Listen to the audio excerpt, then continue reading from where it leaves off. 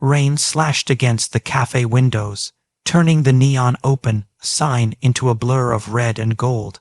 I shuffled inside, tugging my thin coat tighter, my fingers numb, hoping no one would notice my shoes were practically falling apart at the heels.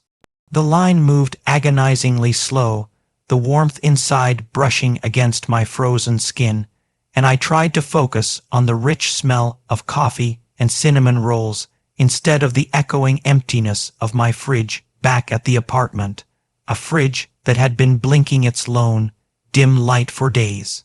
I counted the coins in my pocket again, 3/4 a dime, and 2 lonely pennies, just enough for the smallest coffee, if the cashier didn't notice my hesitation. He was already there when I stepped up to order it, all broad-shouldered, impeccably dressed, and scanning the room with the ease of someone who owned every space he entered. His gaze landed on me for a brief, polite second before returning to the barista, but I felt it anyway, like a brush of warmth on my exposed skin. I fidgeted with the straps of my worn backpack, adjusting the duct tape that tried to hold it together, and whispered, almost too quietly, I can't afford coffee. The words barely left my mouth before I saw his hand gesture toward the counter. Make that 2, he said, smiling, and suddenly the world felt too loud and strange. I blinked, heart hammering. 2, I asked, thinking maybe I'd misheard. Yes, 2 coffees, yours and mine, my treat. I wanted to protest, to explain that I couldn't take charity, that I had to pay my own way, that every coin in my pocket mattered more than my pride. But my lips trembled, and no words came out. I just nodded, accepting the warm paper cup as if it were a lifeline. The steam curled around my face, and for the first time that week, I felt a little human again. We found a small table in the corner, and he slid into the seat across from me, exuding quiet confidence. I'm Noah, he said. His voice was calm, steady, not the booming CEO voice I expected from the magazines I'd read about him. I swallowed, unsure if I should give my name. Lila, I finally said, voice low, cautious. My eyes flicked to his watch, expensive and gleaming, and then back to the half-empty pastries behind the counter.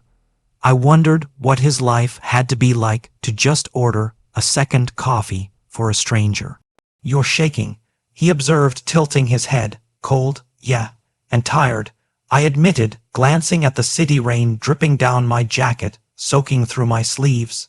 The words spilled out before I could stop them. My mother had passed last year, the bills were stacking, my job barely covered rent, the flickering bulb in the living room, the eviction notice tucked under a pile of unpaid letters. I saw his brow crease, and he leaned forward slightly, not in judgment, just concern. I know it's rough, he said softly. I can't fix everything, but maybe I can make today a little easier. I almost laughed bitterly, but the sound stuck in my throat. How often had people offered promises they never kept? Yet here he was, calm, poised, and genuinely present. I lifted the cup to my lips, feeling the warmth seep into my hands, and for a fleeting moment, I let myself imagine a life where kindness wasn't so rare. Then came the hook. The barista dropped a tray, sending a pastry rolling across the floor. I jumped, startled, and he reached out a hand, steadying me without a word. You okay? He asked, his smile soft but attentive. I nodded, swallowing down the rush of embarrassment and the sharp sting of my scraped knuckles from an earlier stumble down the bus stairs. He noticed the scuffed sneakers and the trembling straps of my backpack. He didn't flinch, didn't judge, just kept that calm, measured gaze on me. I should get going, I murmured, fear twisting in my stomach. What if I couldn't keep this together? What if my luck ran out the moment I stepped outside again into the pouring rain and the harsh hum of a life I barely managed to survive? Noah, I said, hesitating. Why are you being so kind to me? He shrugged, leaning back. Because someone once helped me when I needed it most, and because sometimes it doesn't take much to make a difference. A cup of coffee, a moment of patience, a smile. The words hit differently. My mother had always told me that small acts mattered, but I had never felt them in my own skin, until now. My throat tightened, the tears I hadn't allowed myself to shed all week threatening to spill. I sipped the coffee, closed my eyes, and felt something fragile and trembling awaken inside me. Hope. We talked, hesitantly at first, about mundane things, favorite cafés, the small joys of a Sunday morning. But then he asked about my life, about my mother, about the apartment that smelled faintly of mildew and loneliness. I shared too much, all the tiny humiliations I carried like badges, counting coins at self-checkouts, waiting in line for a free soup, sleeping under a flickering bulb that cast more shadow than light. He listened without interruption, nodding, leaning forward when the rain lashed harder against the window. Then he did something I wasn't ready for. Noah reached into his wallet, pulled out a neatly folded envelope, and set it across the table. My fingers trembled as I opened it. Inside was enough to cover rent, groceries, and the broken bus ticket I'd been saving for 2 weeks. My eyes widened, and I could barely meet his gaze. I can't accept this, I whispered, but the tears finally fell. You already have, he said gently, as if reading the exact thought I had refused to say aloud. Consider it a start. I looked down at the envelope, then back at him. He smiled, but there was a flicker of something else, hesitation, or maybe worry, just before he leaned back in his chair. And then the door to the cafe burst open, and a cold wind whipped through, drenching my coat and pulling me back into the reality I'd tried to leave behind. I shivered, unsure if the moment of kindness was fleeting or something real. I realized then that my life, fragile as it was, had just pivoted in a way I hadn't dared to imagine. And yet, the questions clawed at me. Why him? Why now? And could I ever repay someone who had already given me everything I thought I couldn't have? The wind chased us as I stepped outside, my soaked coat clinging to my frame, but Noah followed, holding the door against the storm. I'll walk you to the bus stop, he said, voice calm, like the rain couldn't touch him. I hesitated, clutching the envelope to my chest, embarrassed by the small act of kindness that had undone weeks of pride. My backpack, straps fraying, dug into my shoulders, but he didn't comment. He just fell into step beside me, umbrella tilting slightly to shield both of us. We walked in silence at first, the city streets slick and shining under neon lights, puddles reflecting the chaos above. My mind replayed the warmth of the cafe, the hum of conversation, and the simplicity of being seen, really seen without judgment. I don't even know how to thank you, I finally whispered, voice raw. You don't have to, he said, just keep moving forward, that's enough for me. We reached the bus stop, its flickering fluorescent bulb casting a harsh, white glow. I hugged myself against the chill, the envelope still clutched tightly. I don't even know if I can do that, I admitted, move forward, my life. It's been falling apart for so long. He studied me for a moment, eyes soft but intense. Everyone's life feels like that sometimes. The difference is whether you let one moment of kindness remind you it can change. The bus rumbled to a stop, brakes hissing, and I climbed aboard, the smell of diesel and wet jackets filling my nose. I held my envelope on my lap, heart pounding, afraid to open it again.